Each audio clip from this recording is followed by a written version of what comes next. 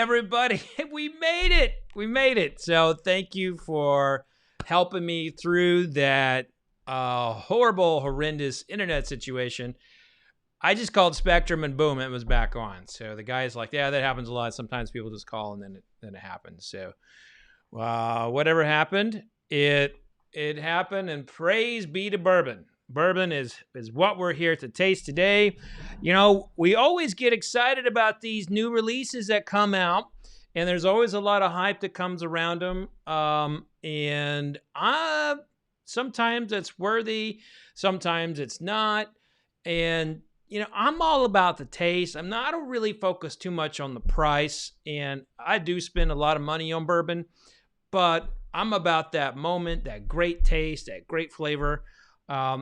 But I'm also about tasting 3 times before I assess something. So if you saw my video from earlier this week, I tasted the Wild Turkey Bottled and Bond, and basically was like, you know, I'm on the fence about this. I gave it credit for having a beautiful cherry pie note and a nice pecan. It's pecan. It is pecan, not pecan. It's pecan. And you all can debate that all you want on the chat. In fact, if you're not over on YouTube, there's a very healthy chat going on, people going back and forth about stuff. Prior to this, in the members community, we had a pregame. We will have a post-show after this. I'll taste something in the office. I'm not sure what, but it is pecan. It is pecan. So, but I tasted it again later this week, and I was like, oh my gosh, this is just beautiful.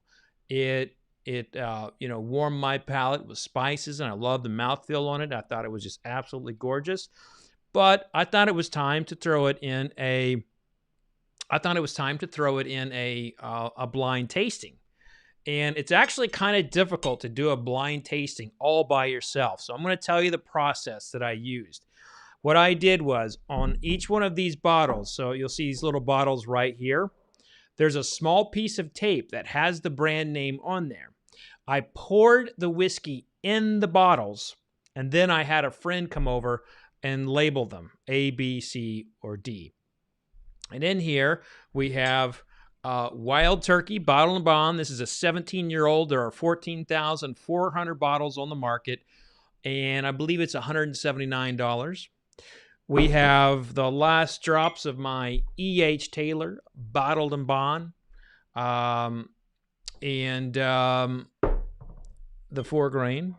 And then we have the Old Fitzgerald Bottled and Bond from 2018. This is a 9-year-old, and I recall loving this one. And then we have the 1792 Bottled and Bond. Now, I purchased these 3, and this one was sent to me by the distillery. So that one I wanted to tell you that it was sent to me by the distillery at no cost to me. So I am excited to taste these. Now, everybody, get those questions in, get the comments going. But man, after all that, I need a little moment to unwind. I need to just chill for a second. My anxiety was running pretty high with that internet not working. More the reason to, well, I'm not gonna say anything to jinx, what is working internet. I do not want to jinx it. So what we have here tonight is we have a Bottled and Bond throwdown. Now, I mentioned this, I talked about this in my video earlier this week, but Bottled and Bond is a very important act, and people look at it as like just something on the label, but it's not just that. I mean, you think about it, in the 1890s, they passed something that was so important for our country's history. What they did was they basically passed the very first Consumer Protection Legislation Act. And following that, we would have things like the Pure Food and Drug Act. Now, there's all kinds of consumer protections out there. Companies cannot deceive consumers, and it all starts with the Bottled and Bond Act. So think about that for a minute. Every time you see Bottled and Bond on a bottle of whiskey, you're drinking a little bit of history. So I always like talking about this, but I think also it's important to note that it's probably the perfect proof. You could argue that you could argue that 107 is the perfect proof. You have people who would say that the cask strength is the perfect proof, but I think most whiskeys are their best around 100 proof. Not all cask strength bourbons are good, and not all whiskey out of the barrel is good. And so that's why I'm really hot on the 100 proof whiskeys. So, shall I get into it? Shall I get to the tasting? I'll go ahead and ask a couple questions. Halden Kirkwood asks, would you say that having the designation of bottled and bond reliably serves as a baseline indicator of quality? That was actually, probably the intent of it early on. That was the intent of it. It was an intent to show consumers that it was pure. And then it went on to serve as like a designation of quality, to the public. Now things change. Now this is what's really interesting about American whiskey. So in cognac, they have like VS, XO, and they have all of these like designations of like Grand Champagne and all these areas, and each one of them has a little bit of an indication, to quality. And in wine, they have the same thing. They have juries that will indicate what the quality of something is. And American whiskey used to have assayers that would determine the quality and the value of a whiskey, and those people would be like state agencies. And we don't have that in whiskey. You basically have some historic labels that range from like straight and bottled to bond, and then you have some age statements and what have you. But the fact is that there can be some turd bottled and bond whiskeys. Believe me, I've had them, and just it's not necessarily a statement of quality. But it is usually more times than not the distilleries putting out their very best foot with a bottled and bond, especially with the more limited edition stuff. So I do think that you can trust the language bottled and bond, especially if it's coming from Kentucky. I think it's a bit more of a risk if you're going outside of Kentucky, just because those are newer distilleries and they're in a strong, they're pigeonholed with the stocks that they can use to make their product. So you have to remember they can only use whiskey from one distilling season. So that really keeps it. That means like they can only use whiskey that was distilled in the fall of 2015. They may have a great spring 2016 barrel, but they can't put it in there by the law.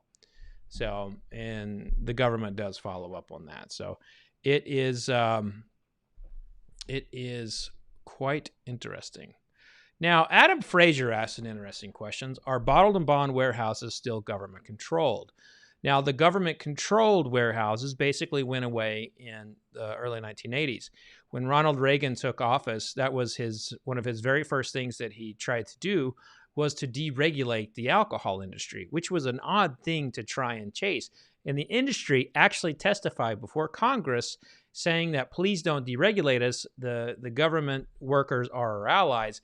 And in fact, the government workers would keep them from making mistakes that they didn't want to make, like, say, dumping a batch of rye and bourbon and then later releasing it, calling it forgiven. So the government officials that were there on site were actually allies to the distillers, and they would talk all about like how they didn't want to see those people go because they helped them quite a bit. They also foretold of like if you got rid of these, if you deregulated the alcohol industry, you would start seeing people deceive the consumer bases. Like new people would come into alcohol and they would try to deceive consumers, and we saw that pretty quickly. So the answer is all of these things are all the warehouses, on these sites that they're doing bottle to bond, they're all bonded, and they all do have like government inspections, but there's not a government official there any longer, watching them. Back in the day, there was always a government official on the watch. So great question, though. Great question. Danny says Fred just threw some shots at Wild Turkey. Yes, I did, and that was from a release long ago, and we have some fun with that one every now and then. All right, let's see if we have any more questions. What we have here, Cohen. I hope I'm saying your name correctly, but that's a cool name. Thieves market now because of the trendiness, rip-off stuff everywhere. I do think you're right. I do think there is a quite a bit of shenanigans happening in whiskey, and it's gotten better in the last 10 years, but between like 2006 and 2012, it was pretty bad. A lot of shenanigans on the labels, especially. Mash and Drum, my boy Mash and Drum. Our distilling season's typically January to June, and July to December. You can actually find the full definitions of those. What you'll see is you'll see spring, fall, and then on the older releases you'll see summer, 8 summers old.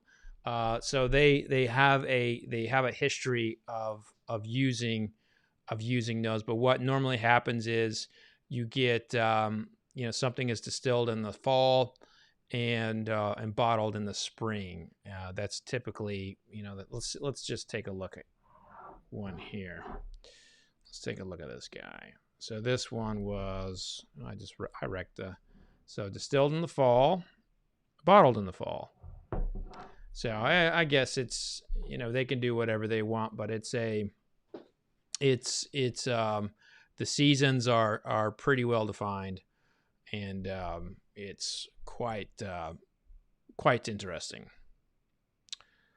Any distilleries opening up in Louisville? I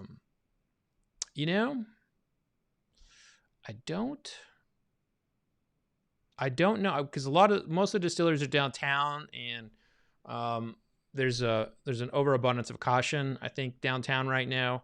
So I don't think you'll see anything in Louisville open up properly.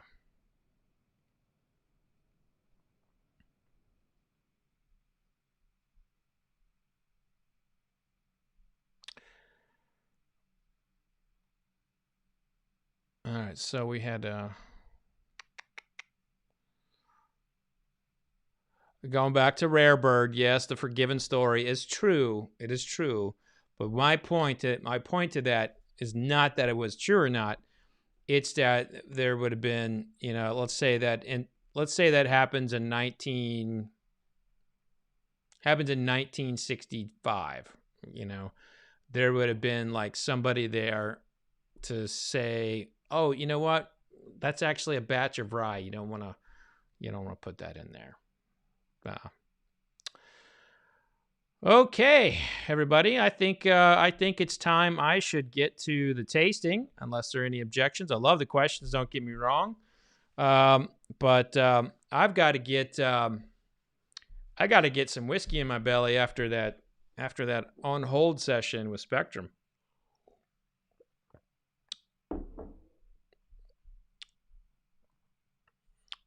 Troy asked me, have any of your guest interviews contacted you first?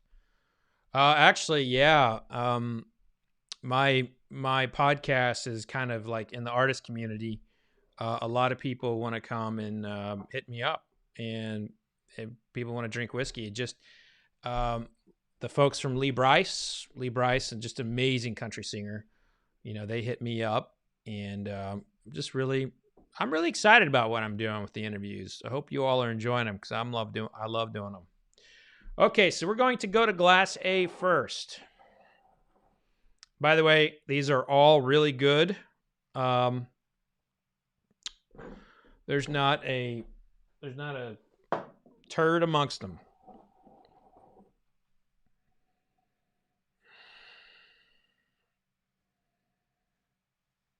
Hmm.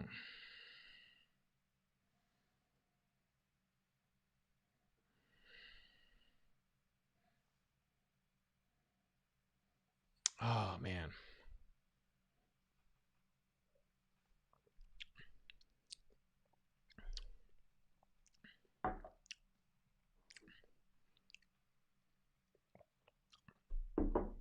So I'm getting a lot of cherry in it. Um, I'm getting those. I'm getting some almonds, and I'm getting some like peanut butter, raspberries. It is quite delicious. And I see a lot of questions coming in. The It's difficult for me to see the questions tonight because the computer is at an angle. So I apologize if I don't see them. If they're it look like a lot of them are pretty meaty.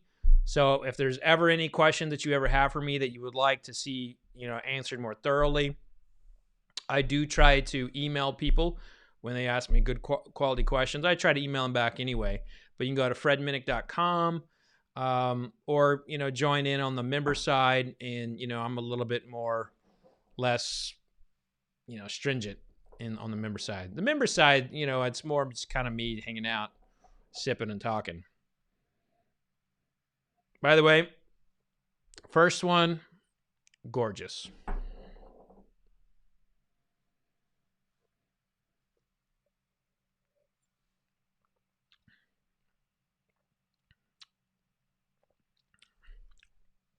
So B's coming in really, really spicy. When I compare it to A, it doesn't quite have the depth I would like to see. A has a lot of depth to it. B's just a touch more.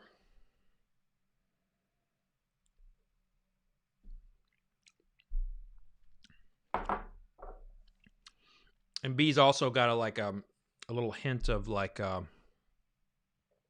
uncured wood there.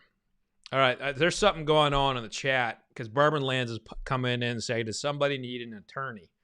So listen, you all don't sue each other in the middle of my live stream here. I can't be the judge and all that. So I'm going to C now. Going to C. Oh man.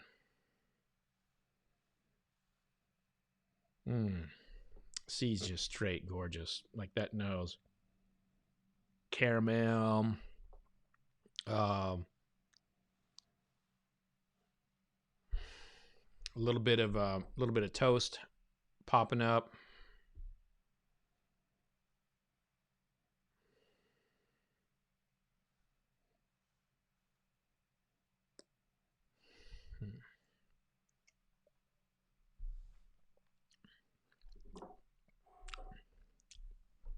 A little, quite a bit like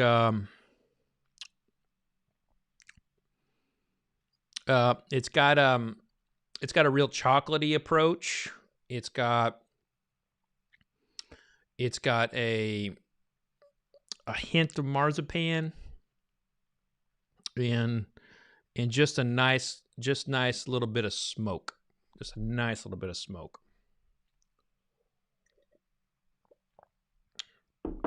Going to the final one, D. Again, these are blind, or blind as best they could. I put stickers on them underneath what they are. All the stickers underneath are about the same size. And I had a friend come over and put stickers on the bottle, on the little miniature bottles there. Okay, this smells like one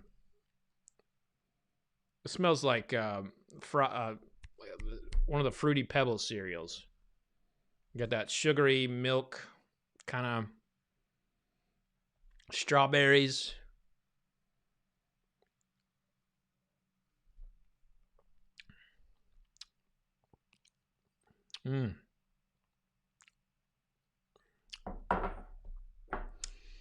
I dig that a lot.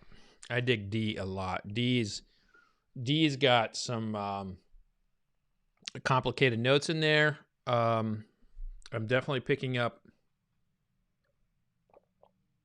your typical. I'm picking up the typical, caramel chew, a little salted caramel. Get some fried pie crust in it. Definitely, definitely this like sugared cereal. There's a lot of like sugared cereal, like those Fruit Loops, Fruity Pebbles, and some honey.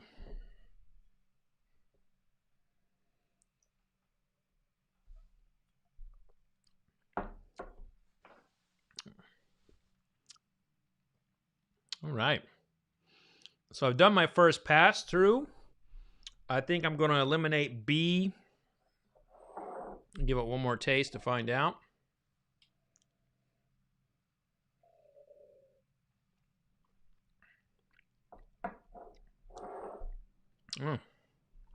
Well, shit. B's a lot better than what I remember on that first taste.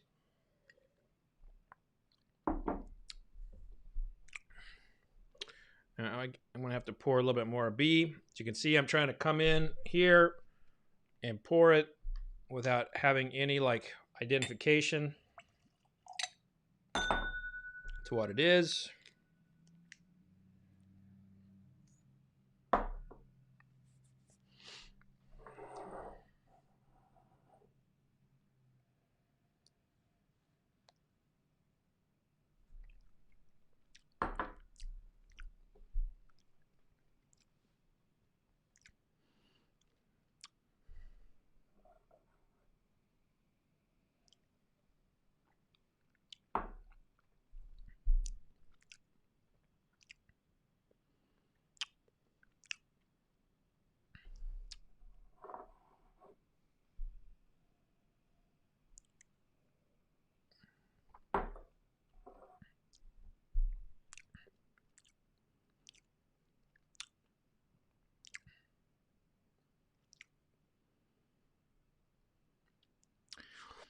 After retasting B, it suddenly has a lot more meat to it. It's got some depth.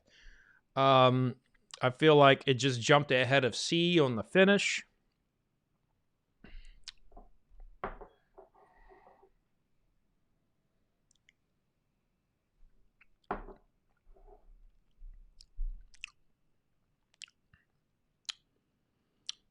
I'm going to move C to last.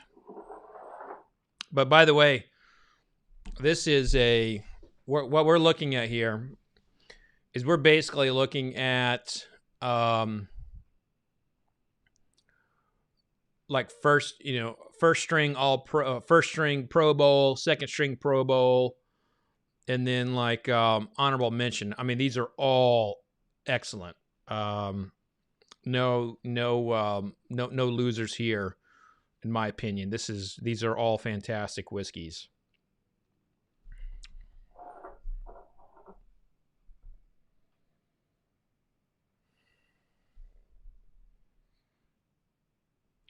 Joe's bringing up an interesting point here. Now that we're talking about bottle and bond, everybody thinks that Early Times is going to be flying off the shelves, and they're not going to be able to get it anymore now that Sazerac bought it. I mean, there might be some truth in that, but I think what this might do, this might give it might give the brand some new life, and they may get it in more markets. An interesting historical tidbit for you on Early Times, and the irony of the former George T. Stagg distillery purchasing it, is those two companies went head to head in the 1950s over who had the best-selling bourbon. It's funny, like Four Roses always said that they had the best-selling bourbon coming out of Prohibition. That is actually not true. It was Early Times and George T. Stagg were the largest volume, and the they both put, then this goes back to like how the government used to interact with distilleries. They both put best-selling bourbon on their advertisements. So the government says, "Oh, no, no, no, no, no, no, no, no. You can't both make that claim." And so they brought them in and they had closed hearings for, I don't know, 6 months. And they made the companies pull their sales data and show them to show them like who had, the best selling bourbon. And George T. Stagg was basing it on, as I recall, they were basing it on like dollar sales. And Early Times was basing it on like case sales. And it was really, really close, but the government came down on Early Times' side. So Early Times was actually the best-selling bourbon of like basically after Prohibition. And then Brown-Forman turned it into a Kentucky whiskey. Okay, so back to A.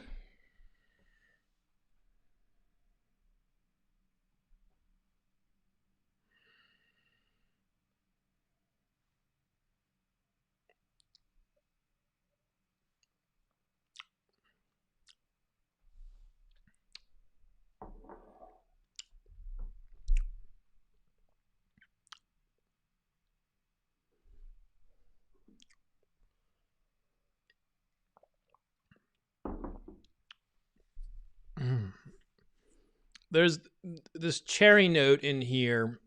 It's just so overwhelming. It's like you almost taste nothing else.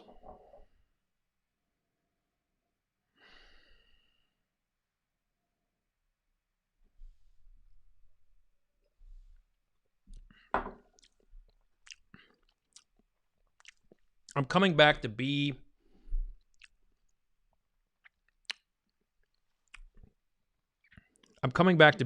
And am really liking it. But when I compare it to A and the prominence of that singular note just kind of like jumping out and really, really liking that singular note, when I compare it to B and A, it's like they're way different, and it's almost unfair to compare these two because they're both great in their own right. But, it's kind of what I'm here to do is I'm here to pick.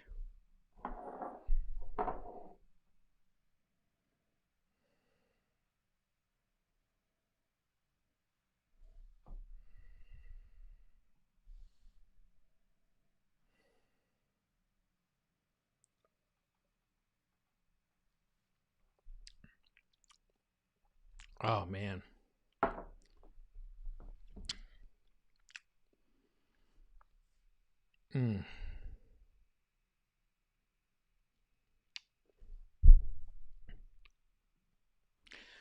Kent says, so Oklahoma Fred, if you don't know, I'm originally from Oklahoma, went to Oklahoma State, go Pokes.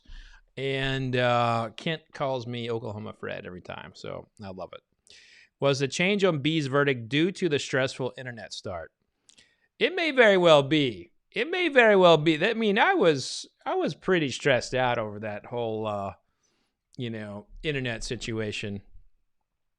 I mean, yeah, that was kind of stressful. Oh, ADHD Whiskey. I know he's revamping his channel, so make sure you all are checking out his stuff. He says, happy Father's Day, everybody. Happy Father's Day weekend. So definitely a toast to all the fathers out there. I'm really, really stoked about my Father's Day. We get to go to the zoo. I'm going to grill with my boys. And yeah, I'm excited about it. And there's other things. I wonder what I'm going to get. So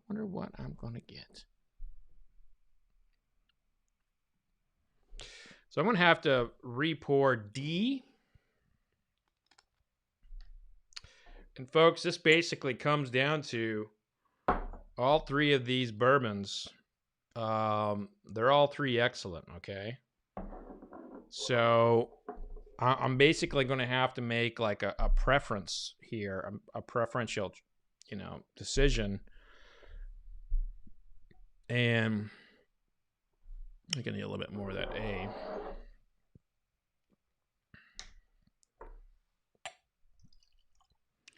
Trying to be very, make sure that I don't, see the label in any way.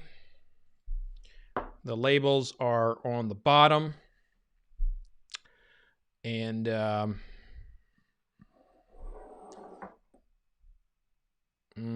Bob's having some red breast 15-year-old. They have a 27-year-old. I'm supposed to be getting that here pretty soon, but 27-year-old red breast.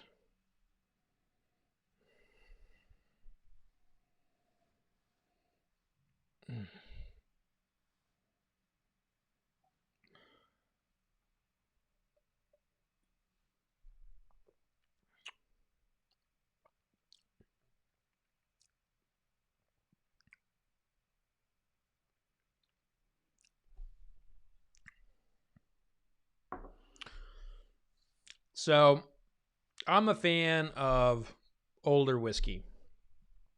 Stuff made in the 60s and 70s. And this has a lot of those qualities. So it's going to be B and D are a little bit more of the newer age styles.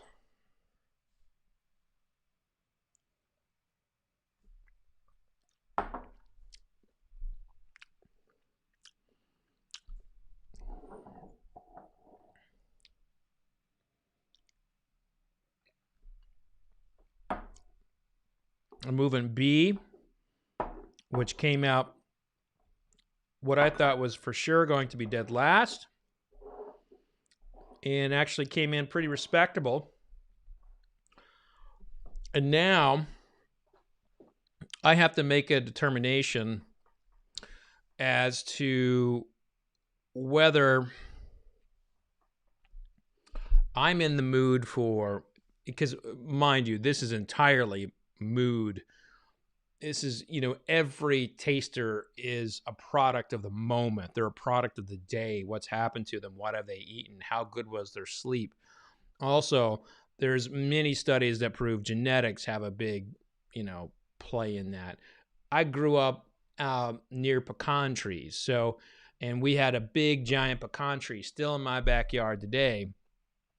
And we would go and climb on it and pick them off and eat them. So and it is pecan, not pecan. Once again, it is pecan, not pecan. And we would, anytime I tap into a whiskey that has that pecan note, I'm just automatically going there. And then I had a bunch of cherry pies, growing. If in case you can't tell by my waistline, I had a lot of cherry pies in my life. When I see one of those, when I taste something with a cherry pie note in it, I get the feeling a little bit of nostalgia. So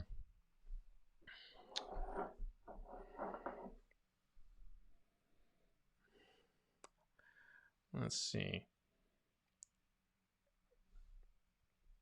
D. I think D is the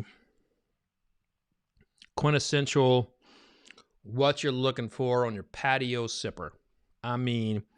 It is layered in all kinds of things like toffee and salted caramel. There's hints of hazelnut in here. It has a lot going on. But at the end of the day, A's flavors are so prominent to me. They're so powerful that even though that there may not be as many flavors from that I could register on my palate, those flavors that are on A are so much more resounding and so much more impactful on my tongue than anything on D, that I feel very firm in choosing A.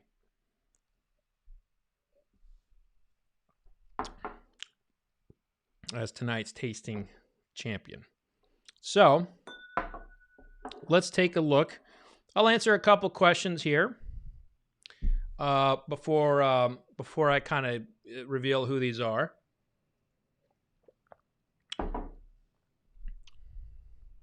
Since you like pecans,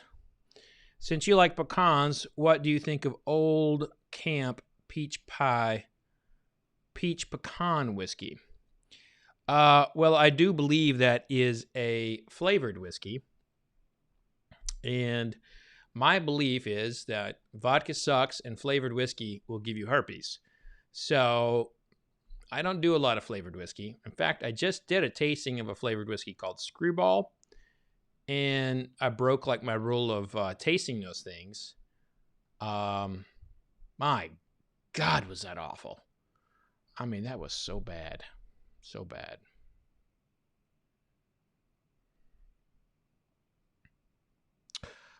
Doug, our moderator, asks, what do you think of NDPs that have master distillers?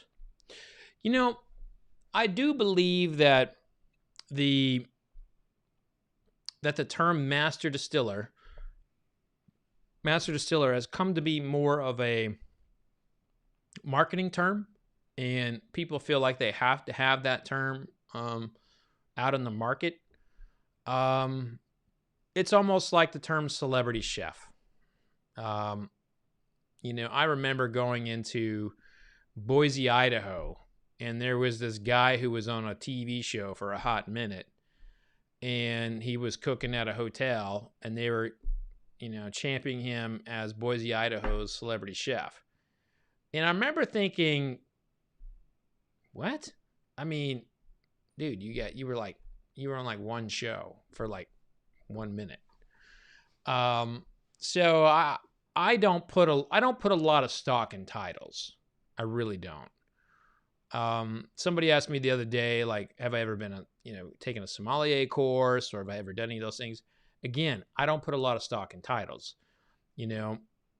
Unfortunately, the things that I do, people give me titles, but I don't really care for a lot of them. But the titles that I have been given, like curator, I like that title because it's pretty true. That's like, I love curating things.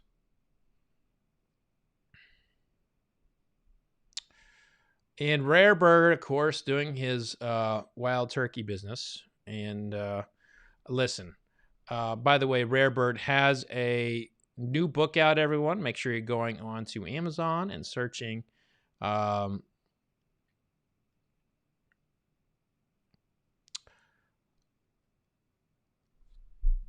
for like Wild Turkey, American Spirit.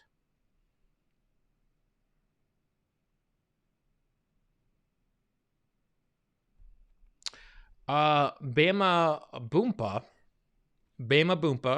I love that name. It has to have a meaning there. It's like having to buy your kids black belts when they're young.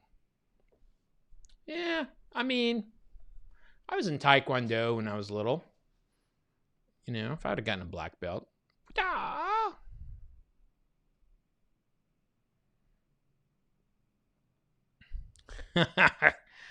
Oh, that's funny. No, I doubt I'm America's favorite. Probably more infamous than anything.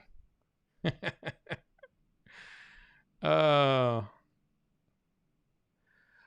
Someone's asking me what's up with the PRS guitar. So I am a co-founder in a music festival called Bourbon and Beyond, which unfortunately got canceled. And they, they created me a guitar and put all the bands on there. And I was really excited about that. I mean, it was an honor. It was an accomplishment because Bourbon and Beyond, meant so much to me. We had to cancel it this year, of course, because of COVID. Oh, here we go. Phil Brown's got a good title for me. Prince of the Ascots. I like that. I dig that one. But if I'm the prince, who's the king?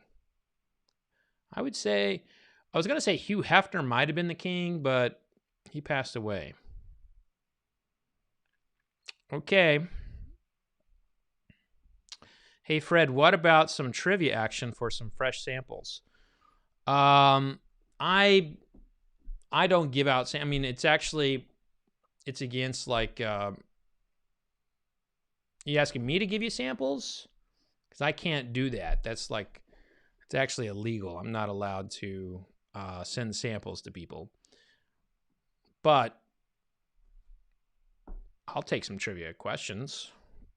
Like if I want to throw some trivia out there, you know, maybe if you get it right, I'll throw it up. But you can't, unfortunately, you know, per laws and per YouTube, you know, regulations and such, I can't send you stuff. But if I could, I would. I definitely would. Oh, Danny says now I'm the king of the Ascots. Now, I don't know, because I don't know if I am the king. I think there are some people. For a hot minute, I was like the #1 person on Wikipedia's page for ascot wear, and then Ashton Kutcher started wearing them. Which ironically, Ashton and I are fraternity brothers. We're both Delta Chi's. That's kind of funny.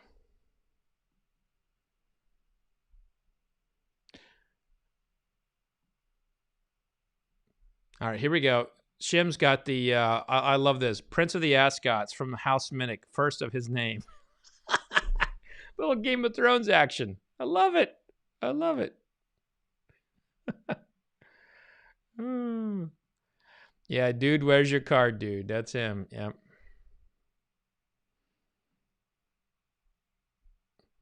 All right, everybody.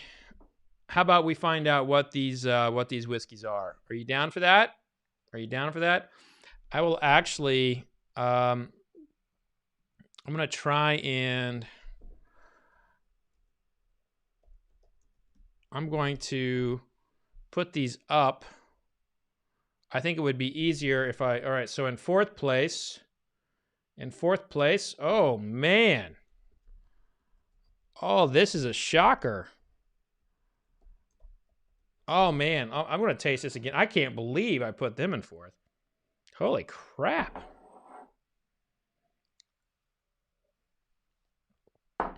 So in fourth place, Old Fitz Bottled and Bond. Wow.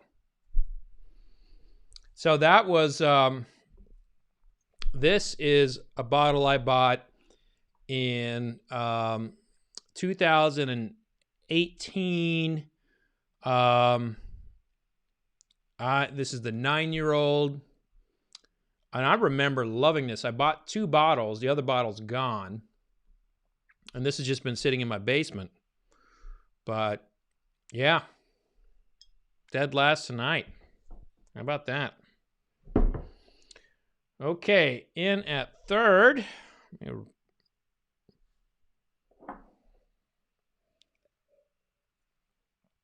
Now, as you recall, the third place one, I was at first very much against it. And then when I tasted again, I liked it. And it was down to the top 3. And I eliminated the third place winner, which is 1792. So now that means it's between E.H. Taylor and the Wild Turkey Bottled and Bond. I will say that I'm not surprised by this, knowing my palate. I love the E.H. Taylor Bottled and Bonds, and I know everyone is like assuming that because I noted some of the cherry pie stuff in the winter, that they're thinking that it is Wild Turkey, but we don't know. I mean, I'm gonna taste this D one here. I'm gonna taste them both one more time. I might flip.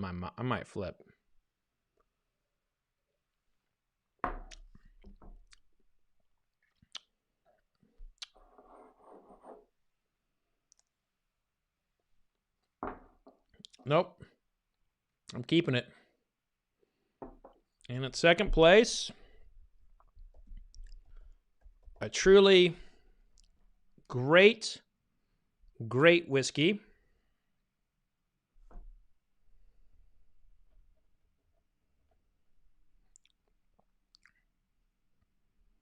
An E.H. Taylor.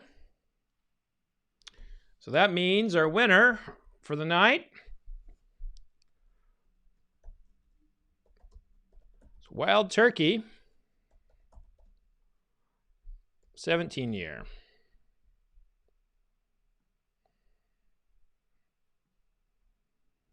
Yeah, I'll just put that right there. How about that? Let's go ahead and grab the bottle.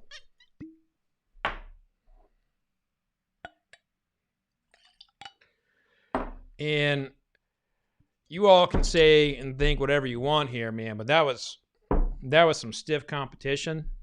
I had to replace 17 Wilderness Trail in a, due to not being able to get the bottle.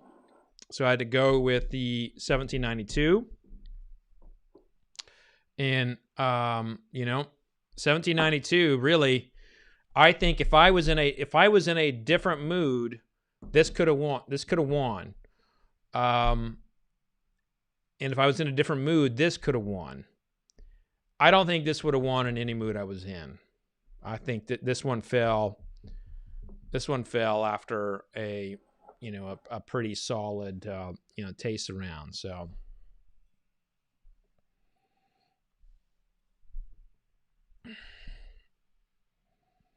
yeah.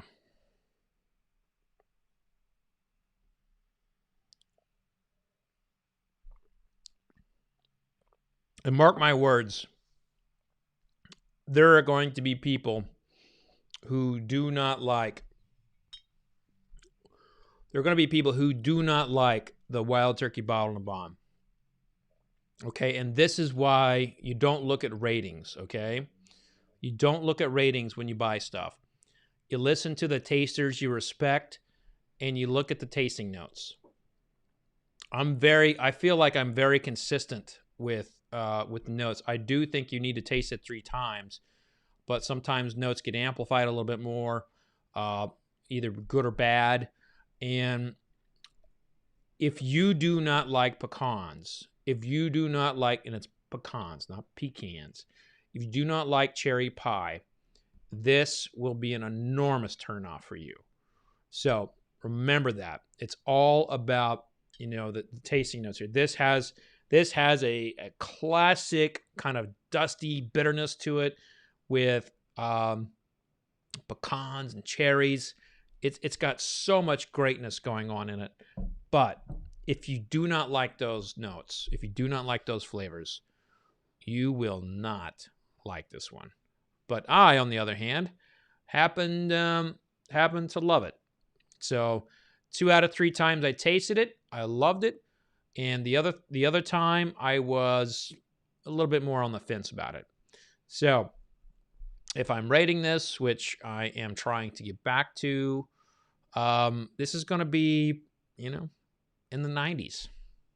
It's a really nice. Is it some bitchin' good, which I know you all like? I don't know.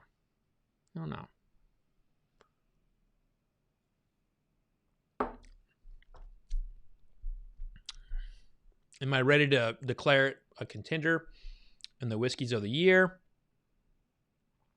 I don't know that either.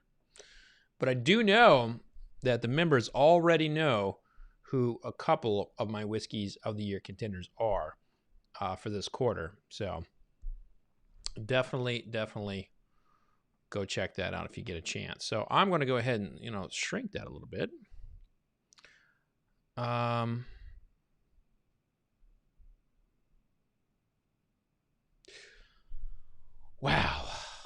what a night. It starts off with like really bad internet, and then it comes down to, the one that we want to make sure is tasting right, is going to stand up to the hype it's gotten. And I do think that it has I do think it has stood up to it. I mean, it's really good. Brian Mackey says, do you think liquor stores should offer free tastes of bottles outside of COVID? I think it depends on the market. Every market has its own laws. I'm very much about following the law when it comes to alcohol, because what happens is when people don't follow the law and when people do things that are against policy, that hurts people who are following the policy.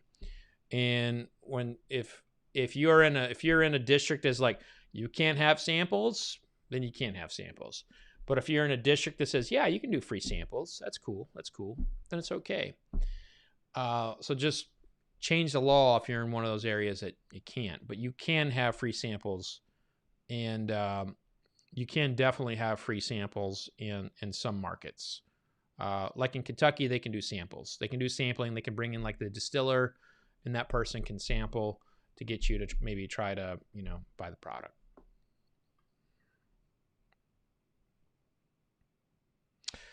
Doing Bourbon says, cheers. Hope you have a great Father's Day. We brought this up earlier. It is Father's Day weekend. This is our weekend. I'm curious, when I was talking to some of my friends, like, what do you want for Father's Day? And my most of our comments could not be aired, but it mostly had to do with food and sports or something like that. But yeah. Oh man. All right, so members, we're gonna have it's gonna be an all members. So if you're not a member, you can become one. What you do is you click the join button that's right there in the right by subscribe. So click that button, and we're gonna have a live stream. And we're gonna do a live stream where I talk and I chat. I'm a little bit more chatty. Ascot's normally off, so the Ascot comes off in the live stream with the members, and we do, we just hang out. But I think what I'm gonna do is I'm gonna do a tasting of this new Courage and Conviction up against this this Cedar malt, the Cedar Ridge malt. So basically two malted whiskeys, American malts, going head to head. I like that. I think I'm going to do that. So, Oh, looky here. Ricky says that his daughter got him McKenna bottled and bond for Father's Day. That is so good. Joe says put them up against Rua. Well, I'm a little I guess I could. You want me to put them up against Rua? You want me to do that? I mean, it's right behind me. I don't think that's fair to the other whiskeys because, you all see my reaction when I'm drinking Rua. And by the way, I got a hate note. You're not going to believe this. This happens from time to time. Everybody blames me for when stuff goes allocated and crazy. And that's okay. If I'm the guy you got to blame, I'm a big boy and I can handle it. This guy writes me a note and says, go away. You just made it harder to get my favorite whiskey. It's like, man, the whole thing that I do is I taste whiskey and I try to tell people about it. And man, does it piss people off sometimes. Man, people get really crazy about that.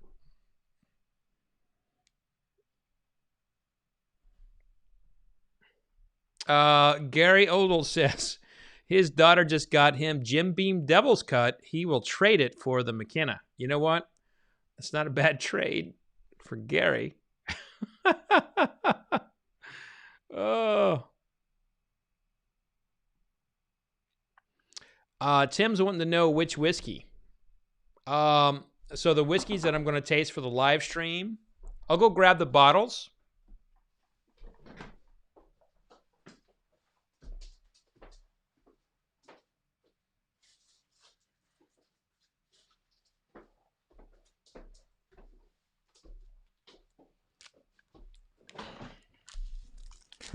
crazy thing. Both of my shoes came untied while I was doing this entire live stream. How is that possible? Is there, I mean, how do shoes just suddenly come untied when you're sitting here sipping whiskey? How is that possible? I want to know. I mean, seriously, this is stuff.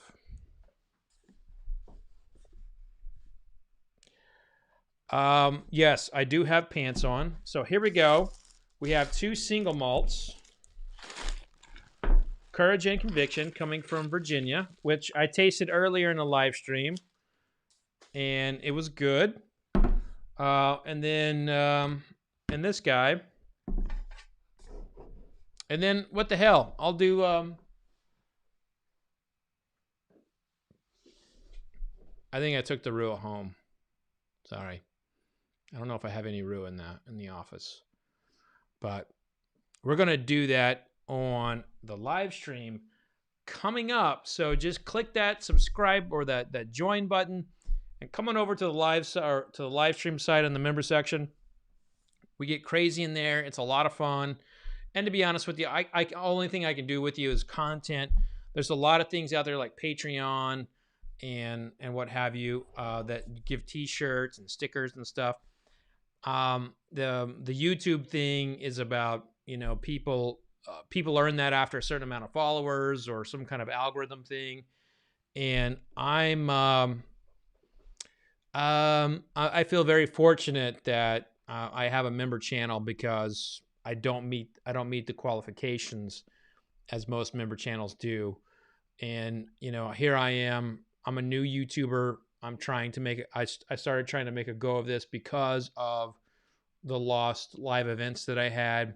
I lost 100% of my live events because of COVID. And YouTube gave me an opportunity to do what I love, which is taste whiskey and educate people and talk about it. So if you want to come over and hang out a little bit more, I'd love that. And if not, that's okay too.